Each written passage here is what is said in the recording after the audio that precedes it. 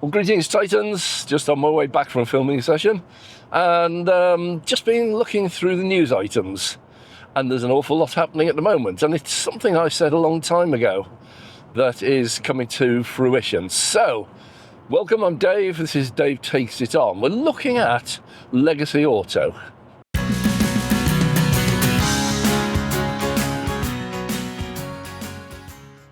Well, I said right from the beginning, there's a total misunderstanding of how fast EVs will take over.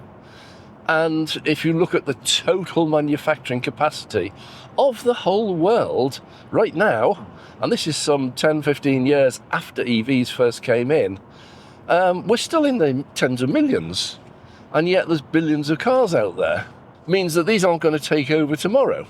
And that's not the way that these transitions work, these transformative transitions, these paradigm shifts, like there was with smartphones and mobile phones. So what you find is that you have a very tentative start, and way back in 2012, 2011, the first of the cars were coming out. This was the Tesla Roadster, then the Tesla Model S, and then the Nissan Leaf and the Renault Zoe, and these were coming out, and these were very tentative. Nobody knew if they were going to catch on.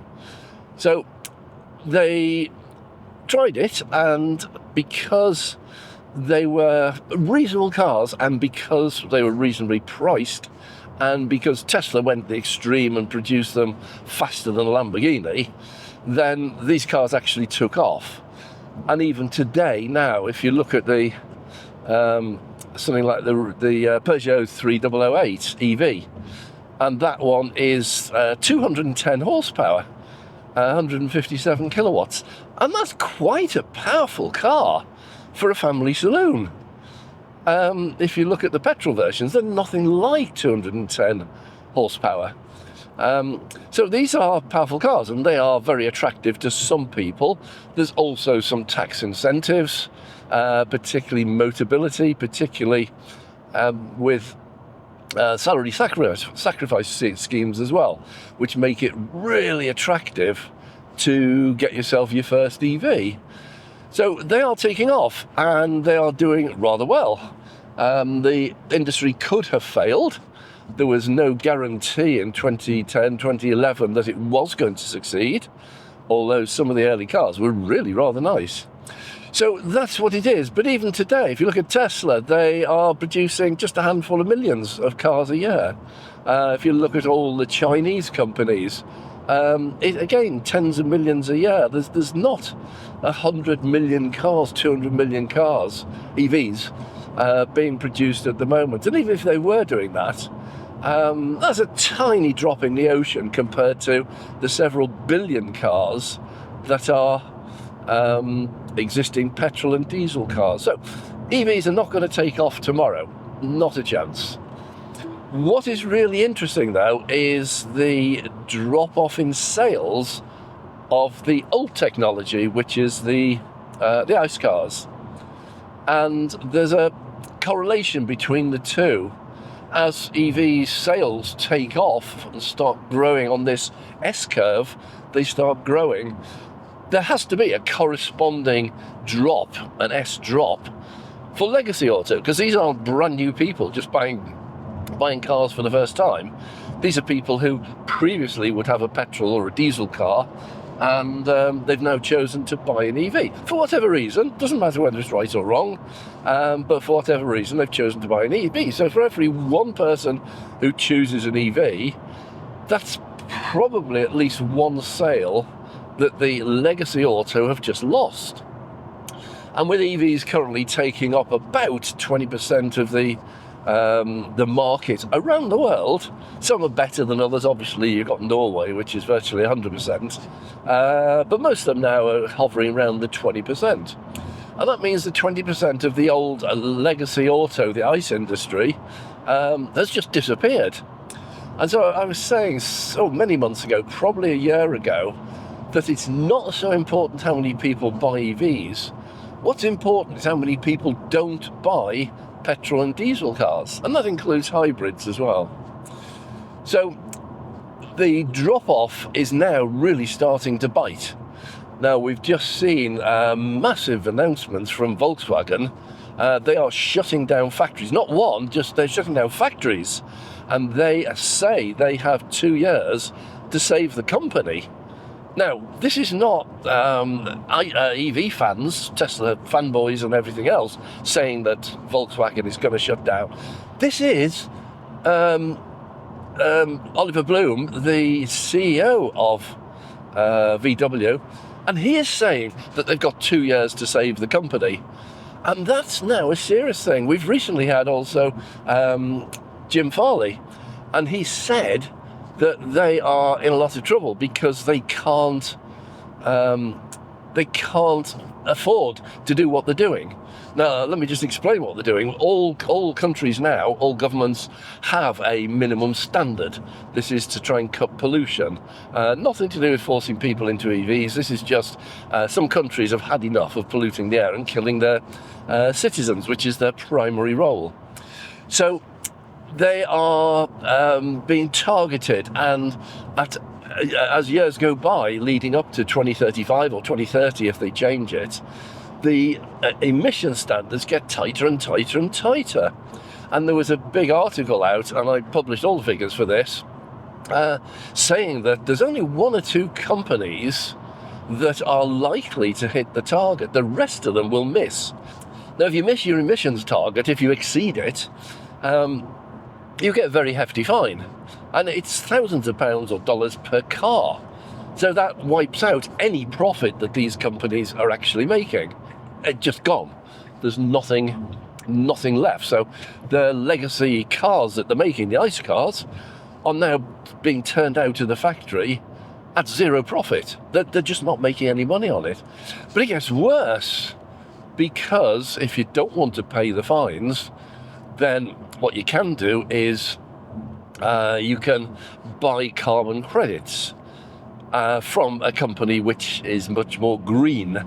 So they sell these, and obviously Tesla do this, and everybody said, oh, when that ends, it's going to be, Tesla's going to go bust, and they only make profit because of that.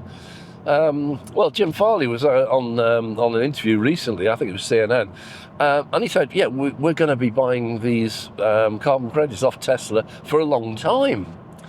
And it's one of those silly things that if you don't buy the carbon credit, you get fined and you lose all the profit.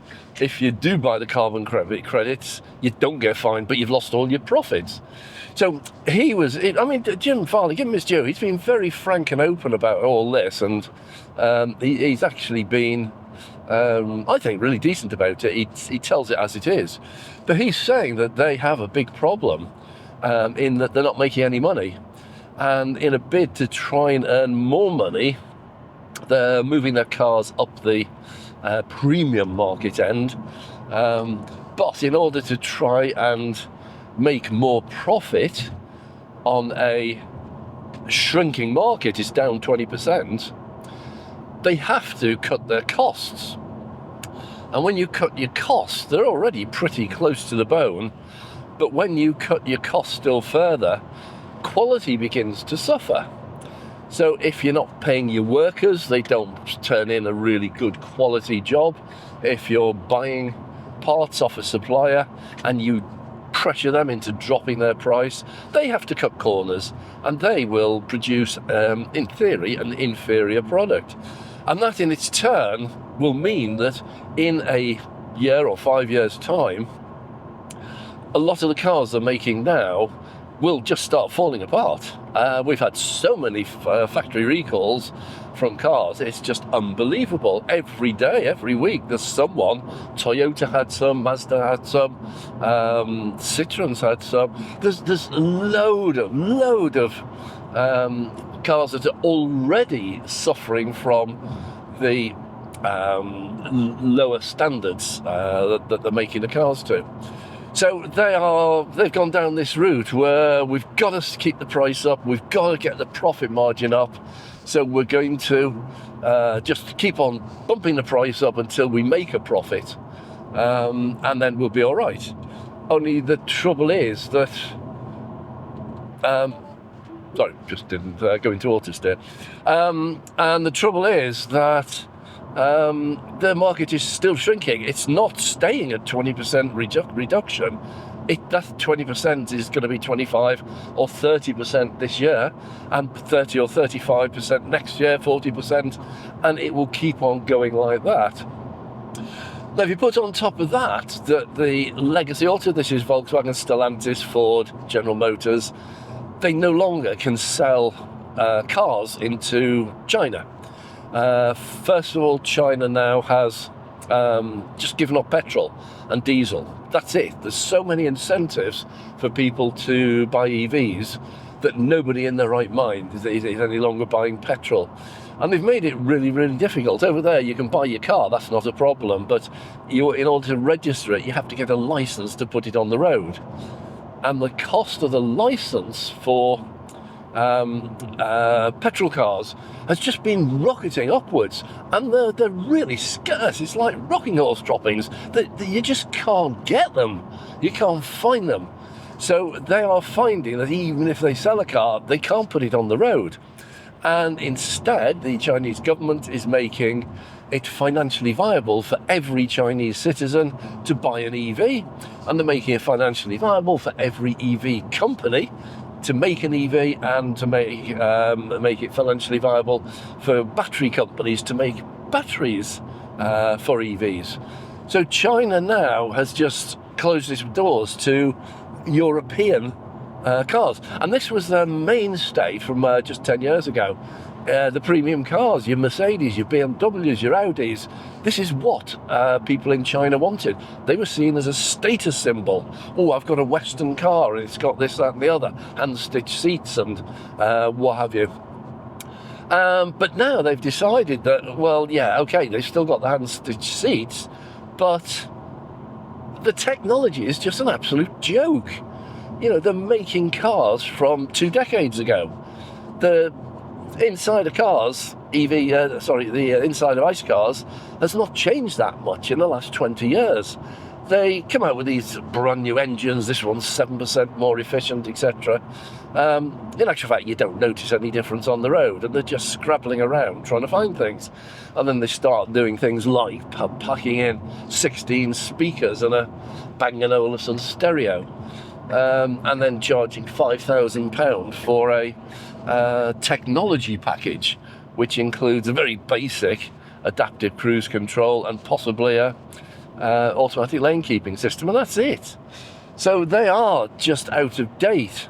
So what I've noticed very recently is that in the early days, all the people who loved EVs, Tesla fanboy, loved EVs, and we were all forecasting the end of ICE cars. It's the end of legacy auto. They're never going to get through this. They're going to go. They're finished. It's old-fashioned technology. EVs are the future. They're much better. You know, blah blah blah blah blah blah. So, and it was all the petrol heads. A lot of YouTube channels, petrol heads, petrol, whatever. I can't remember all the names. But they actually were saying the opposite. They were saying, no, EVs are just a flash in the pan. They're going to be gone in a couple of years. Who on earth would want one that takes 40 minutes to charge? And, you know, who wants one with a 200-mile range? And then you find that a lot of the petrol companies sponsor adverts to try and tell everyone that EVs aren't catching on. The figures are appalling. And then the mainstream media, they have a vested interest. Tesla doesn't advertise. Well, I think it does occasionally put some details on X, but they don't pay for adverts in the press. Who does? Well, it's legacy auto, your Fords and your Stellantis and your GM. So these are the ones that are actually keeping the mainstream media going with adverts. Just look at the football, the Super Bowl, and most of the adverts at the half time were motor. There were 1 or 2 EVs, but the rest were just petrol, unashamedly. And these massive big, you need a stepladder to get up into them, and it's just getting bigger and bigger and posher and everything else. So we've got a reversal in what's being said. So the first thing is the legacy automakers themselves are now coming out and saying, oops, we're in deep trouble. Volkswagen, they've claimed they've only got 2 years to turn this around and come up with a new business model that will save them. Because they see within 2 years, they've lost half the market already. They don't sell any into China anymore. And they've lost 20% of the European market to EVs, and they do a few themselves, but they're not that big a manufacturer. You would have thought Volkswagen could have jumped virtually straight into mass production and swept the market, but they chose not to. Anyway, so that's what's happening. The automakers themselves are now telling us they're doomed. They are telling us they're going to have to make really tough decisions. They're going to have to shut factories. They're going to have to lay off tens of thousands of staff. They're going to have to discontinue a lot of their models and have a total rethink of their business. And then if you add into that the emission standards, they really don't have a lot of choice other than to go full EV, because otherwise they're just going to be giving away all their profit if they decide to go on with ICE cars. So there's an interesting thing happening, and at the same time, all the YouTube channels, which used to be very dedicated petrol heads, I watch a number of them. I like to keep abreast of what's happening. I watch a couple of American ones. One's Car Edge, a lad and his father. They do a lot of information about the state of the market. They do things like days of stock, so they will have a look and they will say, right, this particular model isn't selling. They've got 380 days of stock, which means if the manufacturer produces no more cars whatsoever of that model, it will take them 380 days, a year, at the current rate of selling them, to get rid of them all. And so the legacy auto now, they can't make new cars and force them on dealers. Dealers are going, well, no, we don't want them. We can't sell the ones we've got. We've got over a year's supply. So it's getting to be quite serious. And it's now the legacy auto who are telling us this. And the other channel I watch quite regularly is Brendan on Car Questions Answered. He's a used car dealer. He's down at the bottom end of the market, $3,000, $4,000, and he buys his stock normally from auctions. And the way it works is that a dealer will get a car, and if the car is not exactly what they want, it might be a year older than they normally have, or the condition might not be absolutely perfect. So rather than spending money on it and doing it up, they just chuck it in the auction and just get shot of it. So what he's finding is that when he goes to the dealers, they're not selling anything. The dealer lots are absolutely overflowing with cars, and some of these cars, brand new cars, some of these cars are last year's model, and we're just coming up to the first of the 2025 models. So if you've got a petrol car on the forecourt and it's a 2023 model, you know it's been there for a year at least, and you know it's not the same standard as one which is being made now. Who's going to buy that? And the answer is, well, anyone will if you drop the price enough. But of course they bought it 2 years ago, 18 months ago, when there was a little bit of movement in the market, and they paid a high price for it, and they can't just sell it now because they actually lose a lot of money. So we're seeing it at the very bottom end of the market. There's some UK auction sites, YouTube sites, and they're reporting the same thing, that there's some cracking deals. There's some silly price cars going through the auctions. So if you're in the market for a petrol car or a diesel car, yeah, fill your boots. There's some really, really good ones out there, if you want one, that is.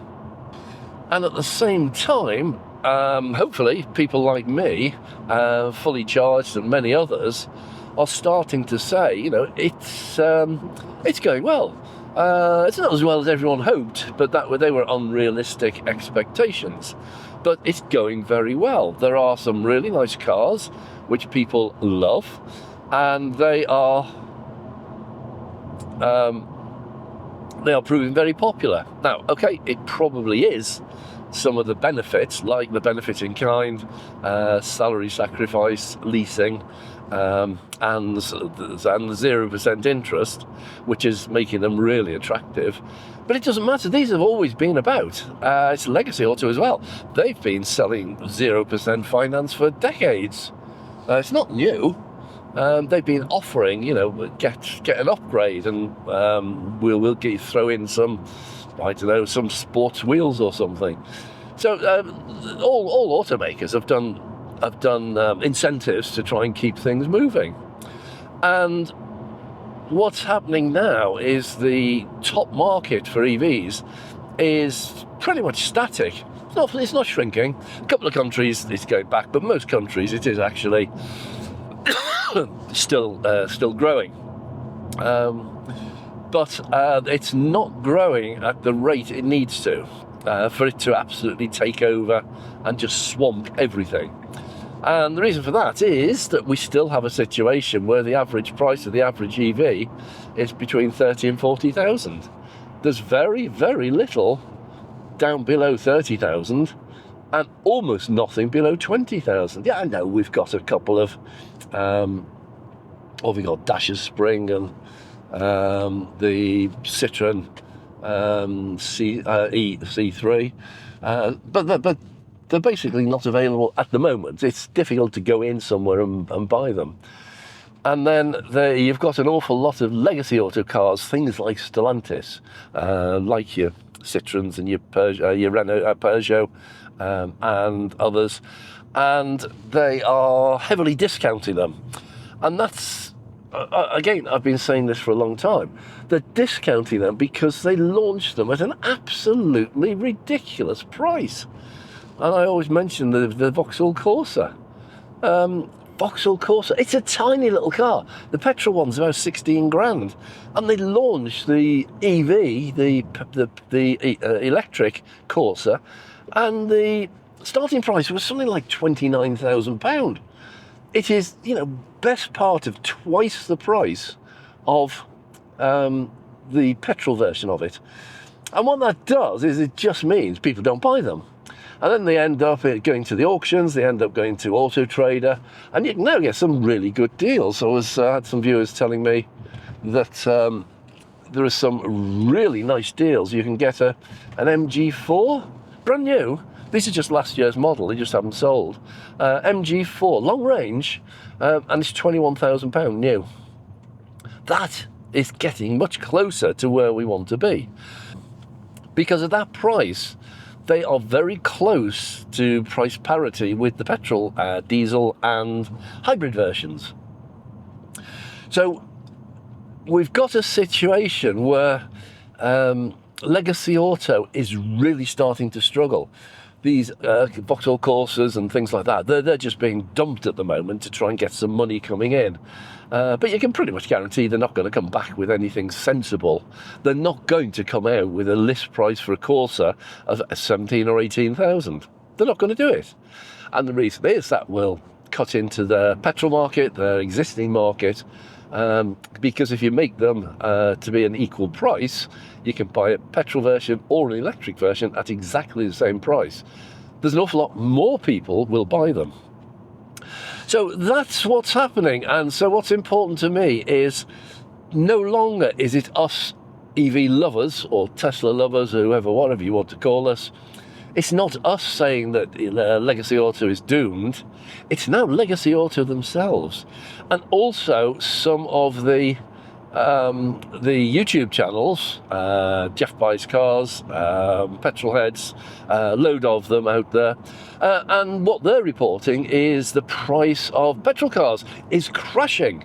They can't sell them. You go to the auctions now, you get some absolute bargains in petrol, diesel and hybrids.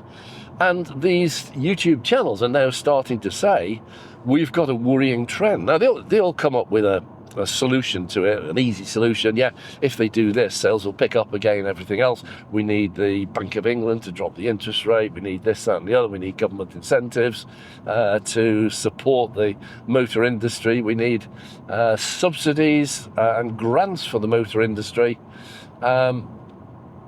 So what they're saying basically is these industries are doomed, but if they get enough government money, they might be able to keep going a little bit longer. But that gives the government a problem, because the government is hell-bent on getting pollution down. And so they do not want to be seen to be supporting or subsidising petrol cars, which are most of the cause of pollution in the UK today.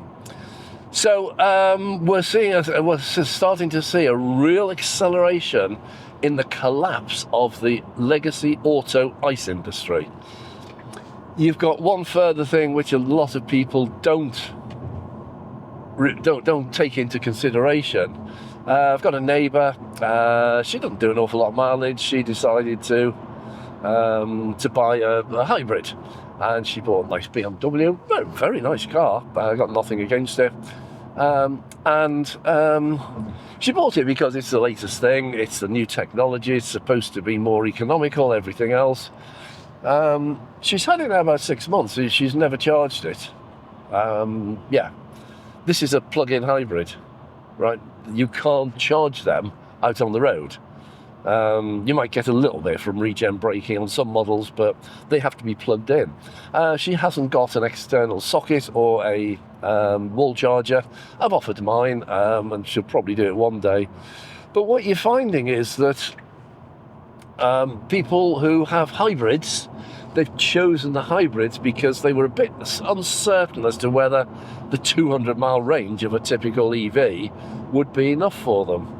And I get so many comments from viewers saying, oh, I've had my hybrid for over a year now, and I've only put in £3.25 of petrol.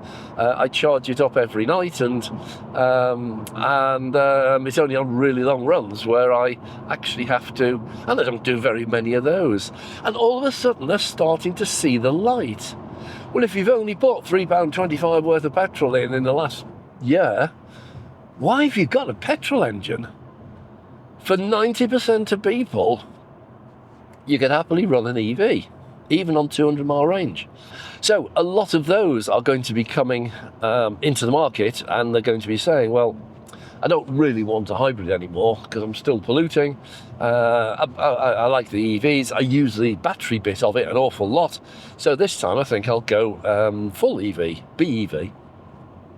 And this is all constant change, so that's another ICE car that won't be sold, won't be resold. Sorry, if anyone can see that, it's I did a blood sample today.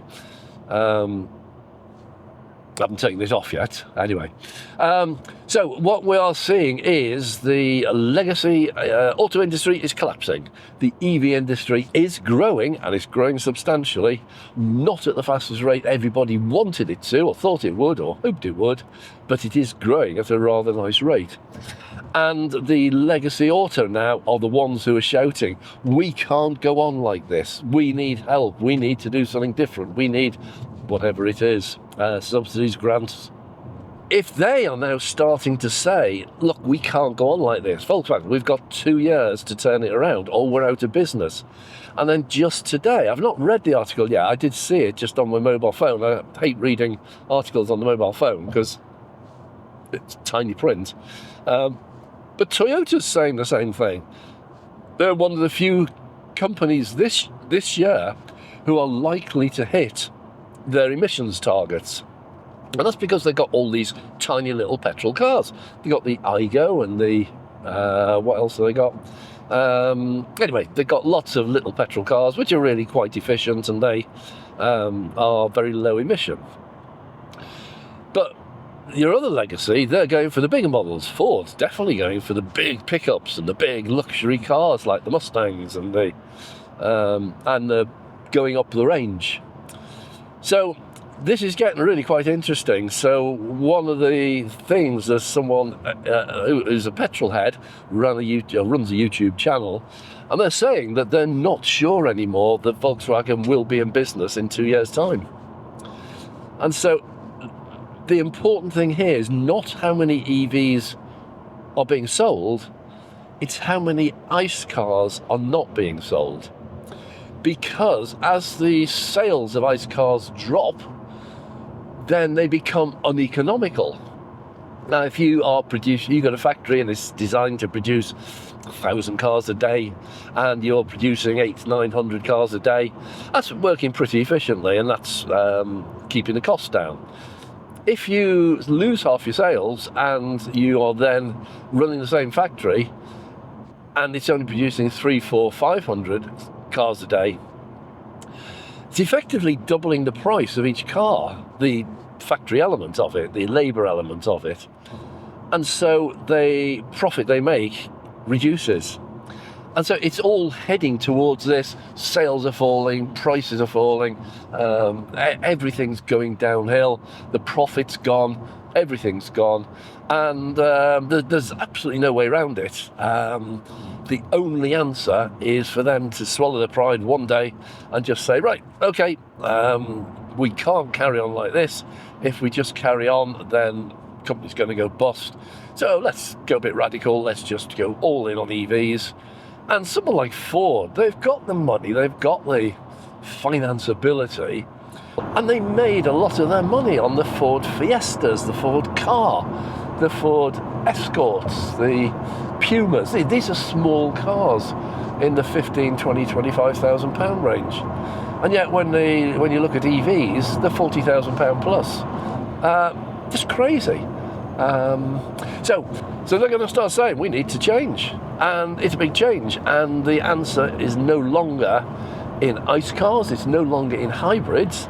That was a temporary stopgap. It was just a sop for people who didn't want to go full EV because they weren't sure about it, so just offering an easy option.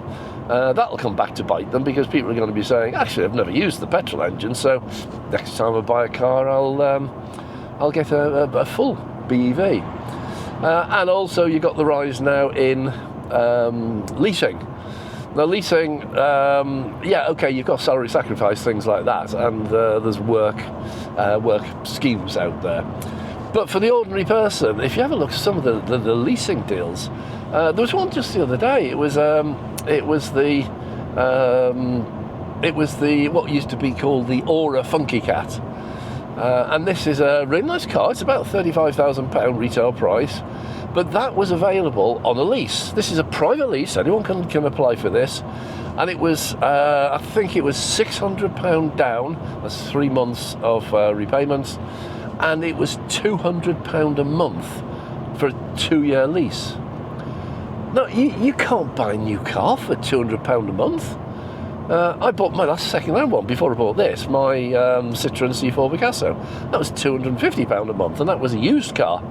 So leases are amazingly valid for people. And of course, what's going to happen is at the end of 2 years or 3 years, at the end of the lease, they're not just going to go, oh, here's your car back, I'm moving on. They still need a car. Most people, unless they've retired or downsized or something, they actually are going to need another car. And if they've been happy with the hybrid or the EV, they'll just buy another one. And so that's a customer lost forever to the legacy auto industry. We're going to see a lot of redundancies, an awful lot of factory closures, and the EV cars are not in a position to take over. Because there just isn't the manufacturing production capacity to replace them all.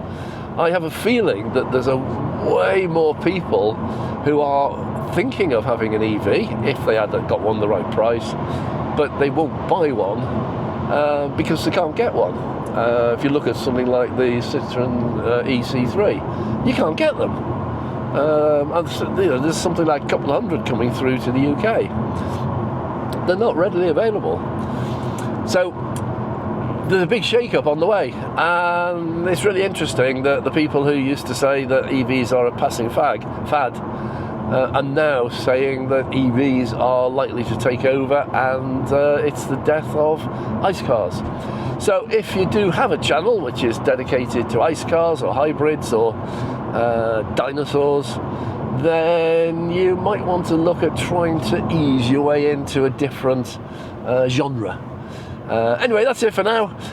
Nearly at my destination, so thank you very much for listening. We'll see how this plays out, but I've got a feeling we're going to start seeing the first of the legacy autos just going bust, probably within a year. They'll just throw in the towel. So we'll see how it goes. So thanks for watching. I'm Dave.